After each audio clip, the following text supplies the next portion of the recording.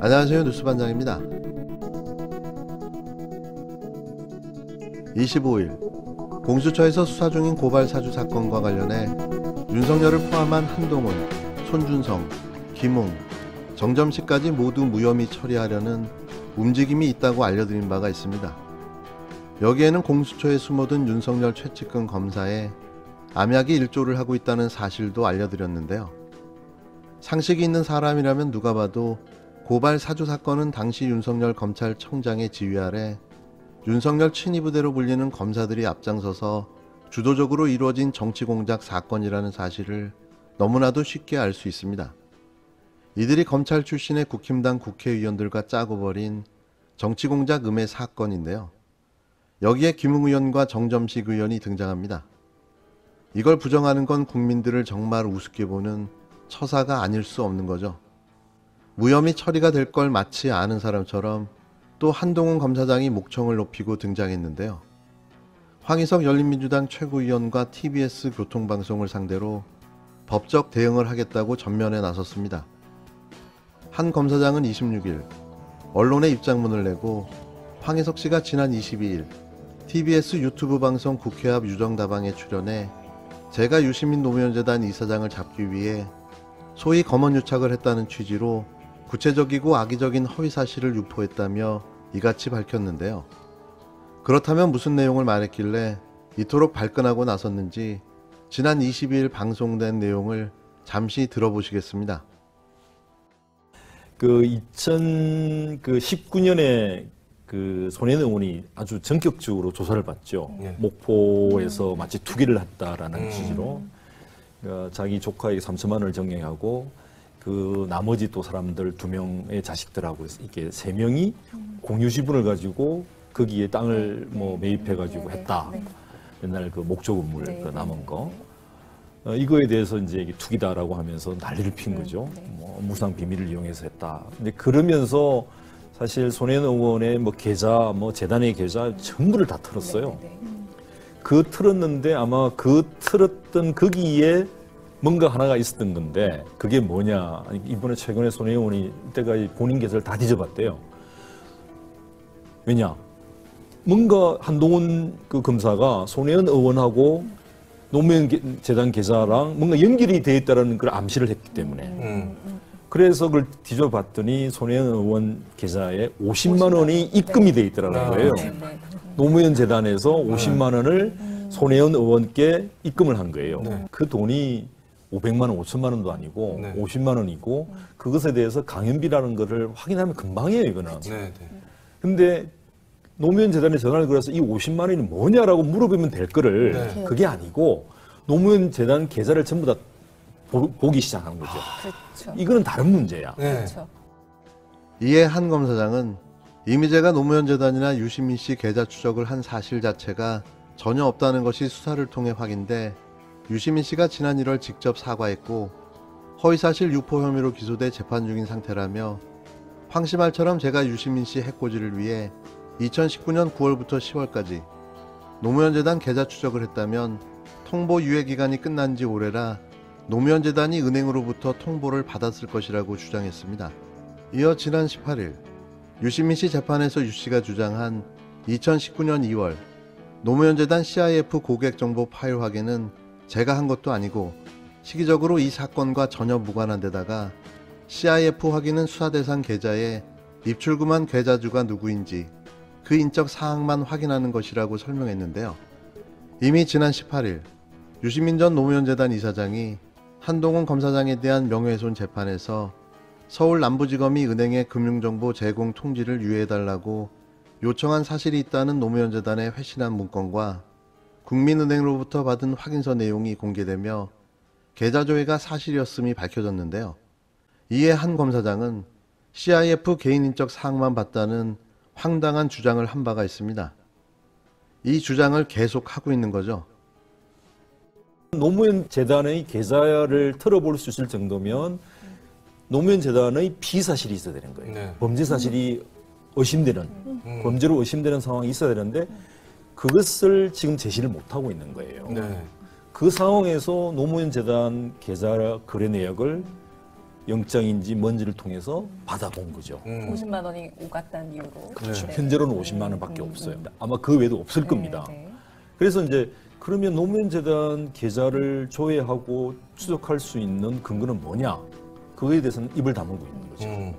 입을 다물고 있는 상태예요. 그 상태에서 이번에 이제 CIF다 인적 사항만 봤다.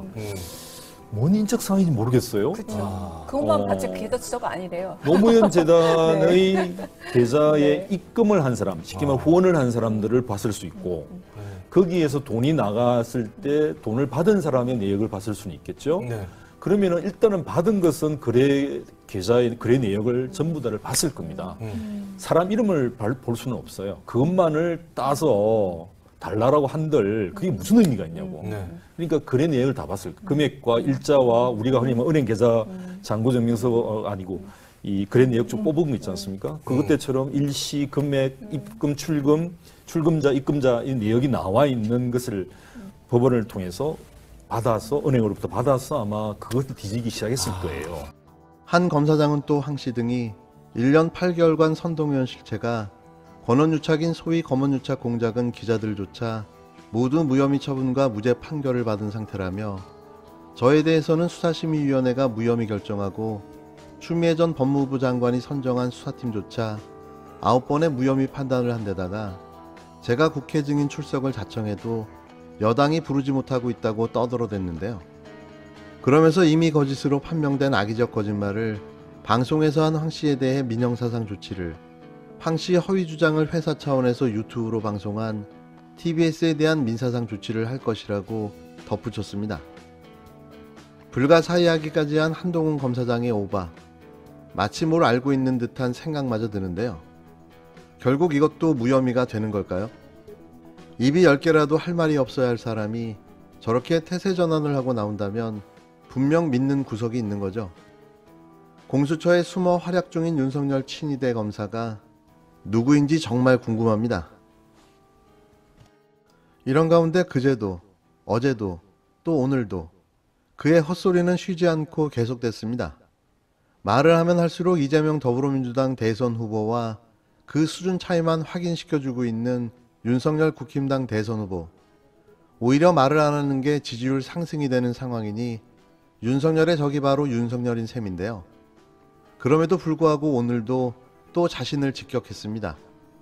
윤석열 국힘당 대선 후보가 25일 차별금지법이 개인의 자유를 침해할 수 있다고 발언해 논란이 예상됩니다. 차별금지법은 성별과 장애 유무, 나이, 출신 국가, 성적 지향, 학력 등을 이유로 어떠한 차별도 받아서는 안 된다는 취지의 법안인데요. 윤 후보는 25일 서울대학교에서 열린 청년의 곁에 국힘당 행사에서 평등을 지향하며 차별을 막겠다고 하는 차별금지법도 개별 사안마다 신중하게 형량이 안 돼서 일률적으로 가다 보면 개인의 자유를 침해할 수 있는 문제가 생긴다고 주장했는데요. 이 발언은 이 행사에 참석한 한 학생의 질문에 답하며 나왔습니다. 윤 후보에게 자유를 굉장히 중요하게 생각하는 것 같은데 이 정권에서 개인의 자유가 가장 크게 제한된 사례가 있다면 무엇이 있겠는가라고 물었는데요. 제가 윤석열 선배님 이제 그동안 말씀하시는 거 들을 때 굉장히 개인의 자유를 강조하신다라고 느꼈어요. 오히려 기존의 보수 야당에 있던 후보들보다도 훨씬 더 자유를 강조를 하셨는데 사실 이게 좀 추상적이어서 일반 국민한테는 잘 안 와닿을 수도 있단 말이에요. 그래서 네, 저를 포함한 여러 청년들이 자유를 굉장히 중요하기 때문에 또 그런 지지가 있지 않을까 합니다. 질문은 이번 정권에서 개인의 자유가 가장 크게 좀 제한이 됐던 법이나 사례가 무엇이라고 생각하시는지, 그리고 혹시 대통령이 되신다면은 그런 추상적인 개인의 자유, 그거를 좀 국가가 침해할 수 없는 개인의 자유 영역을 어떻게 실질적으로 확보를 하실지 질문드리고 싶었습니다. 평등을 지향하고 차별을 막겠다고 하는 이 차별금지법도 저것이 그 개별 사안마다 그 합리적으로 그 자유와 이 평등이라는 것이 신중하게 그 형량이 안 되고 일률적으로 가다 보면은 그거는 개인의 그 자유를 침해할 수 있는 문제가 많이 생기고 이번에 지금 법안은 올라가서 아직 처리는 못했습니다만은 언론중재법 같은 거는 민주사회의 가장 기본인 이런 언론의 자유, 언론기관의 자유, 표현의 자유 이런 것들을 심각하게 이제 침해하는 것이고요. 제가 이 자유를 강조하는 이유는 아마 검찰에 오래 있어서 그런 것 같아요. 이에 형사법 집행은 공동체의 필수 이익을 지키기 위해서 집행하는 것이지만 자칫 잘못하면 심각한 프라이버시와 개인 자유 침해를 가져오는 경우가 많다며 차별금지법의 문제를 언급했습니다. 윤 후보가 형사법 집행을 언급했지만 현재 가장 주목받는 차별금지법안은 이상민 더불어민주당 의원 등 24명이 지난 6월 16일 발의한 것으로 여기에는 형사처벌 조항이 없습니다. 다만 징벌적 손해배상에 초점이 맞춰져 있는데요. 아는 것 빼고는 아무것도 모르는 바보형의 동문서답이었던 거죠. 차별금지법이 개인의 자유를 침해하는 불합리한 차별을 막아야 한다는 취지의 논의가 있는데 엉뚱하게 차별금지법이 개인의 자유를 침해할 수 있다며 정의한 셈인데요. 사법고시 구수의 신하가 어련하시겠습니까? 입만 열면 실책과 실수가 연발이니 아주 보기 좋습니다. 윤 후보의 이 같은 논리의 근거는 표현의 자유주장과 맥락을 함께하는 것으로 보여지는데요. 윤 후보는 최근 무산된 언론중재법 개정 시도를 언급하며 민주사회의 가장 기본인 언론의 자유, 언론기관의 자유, 표현의 자유를 심각하게 침해한 것이라고 주장하기도 했습니다. 차별금지법이 자유를 침해한다는 윤 후보의 주장과 맥을 같이 하는 것으로 해석되는데요. 그러나 윤 후보의 이 같은 논리는 자칫 혐오 발언을 개인의 자유로 치환할 수 있는 위험도 존재하는 거죠. 개인의 자유와 표현의 자유를 강조한 윤 후보는 국가보안법 등 형사처벌을 통해 발언과 행위를 제한하는 법안에 대해서는 별다른 입장을 아직 밝히지 않고 있는데요. 그때그때 다른 개똥 철학과 같은 이중잣대의 기준이 몹시도 궁금합니다. 또한 지나치게 남용돼 표현의 자유를 침해했다고 지적을 받는 명예훼손 형사처벌 등에 대해서도 아직 입장을 밝힌 바가 없는데요. 자신의 주장이랍시고 떠들고는 있지만 평소에 일도 관심 없는 이야기일 뿐 사실 어디서 주워들은 이야기인 거죠. 대통령은 하고 싶고 머리는 딸리고 가회는 계속 받지만 기억이 안 나는 겁니다. 이런 자가 대통령이 된다면 박근혜를 뛰어넘는 놀라운 대한민국의 지평선이 펼쳐질 텐데요. 생각만 해도 어질어질합니다.